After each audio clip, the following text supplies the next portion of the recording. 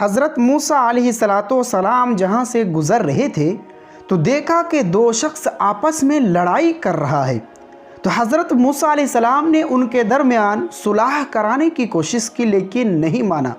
تو حضرت موسیٰ علیہ السلام نے جو فرعون کے قوم سے تھا قبطی، اسے تادیباً ایک گھونسا دیا اور ارادہ نہیں تھا اسے جان سے مارنے کا، لیکن وہی اپنا وہ جان اپنے ہاتھ سے دھو بیٹھا۔ دوستو، آج کے اس ویڈیو میں حضرت موسیٰ علیہ السلام کا اپنے ہاتھوں سے قتل کرنے کا واقعہ کو مکمل حدیث کی روشنی میں انشاءاللہ جاننے کی کوشش کریں گے قرآن کے ساتھ۔ دوستو، ویڈیو کو شروع کرنے سے پہلے ایک ریکویسٹ کہ ویڈیو کو لائک کر کے شیئر کر دیجئے، چینل میں پہلی بار آئے ہیں تو اسے سبسکرائب کر لیجئے۔ دوستو، اصل میں واقعہ اس طرح سے ہے کہ حضرت موسیٰ علیہ السلام کی والدہ کا شہر سے باہر تھا۔ حضرت موسیٰ علیہ السلام کبھی والدہ کے پاس ہوتے اور کبھی شہر آ جاتے۔ ایک مرتبہ ایسا ہوا کہ حضرت موسیٰ علیہ السلام ظہر کے وقت یا مغرب اور عشاء کے درمیان مصر شہر میں داخل ہوئے۔ یہ وقت عموماً کچھ غفلت کا وقت ہوتا تھا۔ لوگ قیلولہ کر رہے ہوتے ہیں یا پھر کھانا کھا رہے ہوتے تھے، لوگ آرام کر رہے ہوتے تھے۔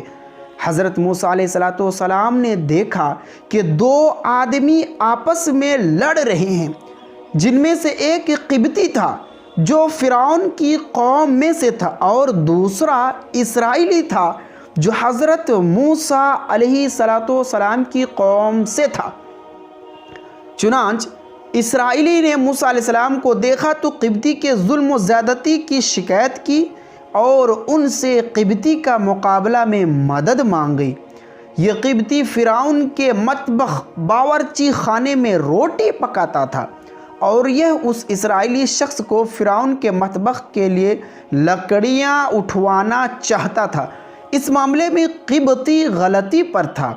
حضرت موسیٰ علیہ السلام پہلے ہی سے فرعون اور اس کی قوم کے بنی اسرائیل پر ظلم و ستم کی جانتے تھے اور ظلم و ستم کو جانتے تھے اور اس وقت اپنی آنکھوں سے قبطی کے ظلم کو دیکھ رہے تھے۔ چنانچہ موسیٰ علیہ السلام نے پہلے تو اس قبطی کو سمجھایا، اسے بجھانے سمجھانے کی کوشش کی، مگر وہ نہیں مانا۔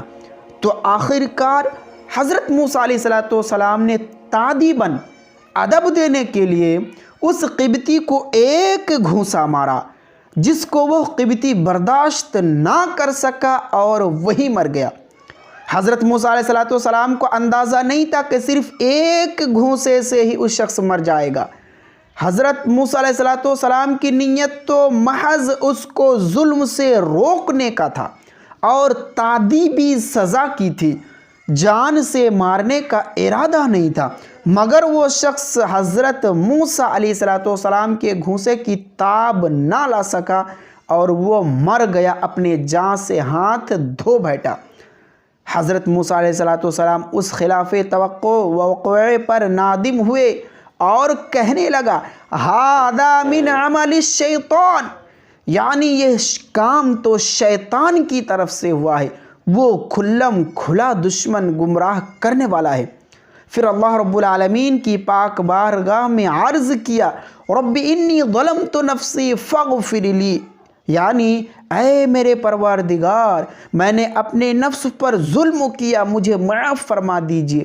اللہ پاک نے معاف فرما دیا، کیونکہ وہی معاف کرنے والا اور بہت رحم کرنے والا ہے۔ چنانچہ اگلے روز حضرت موسیٰ علیہ السلام خوف کی حالت میں شہر میں نکلے تو دیکھے کہ گزشتہ کل والا اسرائیلی شخص آج کسی اور قبطی سے لڑ رہا ہے۔ یہ اسرائیلی شخص پہلے دن تو بے قصور تھا، دوسرے دن بھی گو اس کا جرم واضح نہیں تھا، لیکن مسلسل 2 دن جھگڑنے کی وجہ سے ظاہر یہی تھا کہ اس شخص کے مزاج میں بھی کچھ فساد ہے۔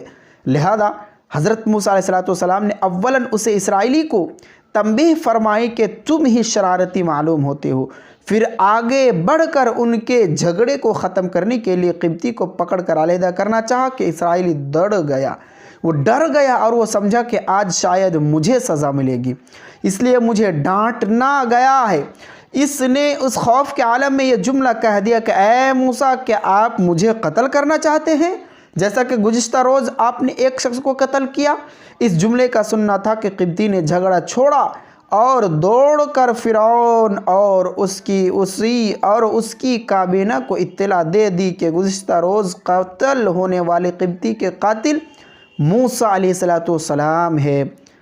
تو اس طرح سے حضرت موسیٰ علیہ السلام سے یہ قصداً جان بوجھ کر کے نہیں ہوا، بہرحال حضرت موسیٰ علیہ السلام سے گناہ کا صادر ہونا نہیں تھا، بلکہ غیر ارادی طور پر قتل کیا گیا تھا، اور اس پر حضرت موسیٰ علیہ السلام نے فوراً ہی استغفار کیا تو اللہ رب العالمین نے بخش کا پروانہ بھی دے دیا، اور آپ کا یعنی موسیٰ علیہ السلام کا مواخذہ نہیں ہوا۔ اس سے یہ معلوم ہوتا ہے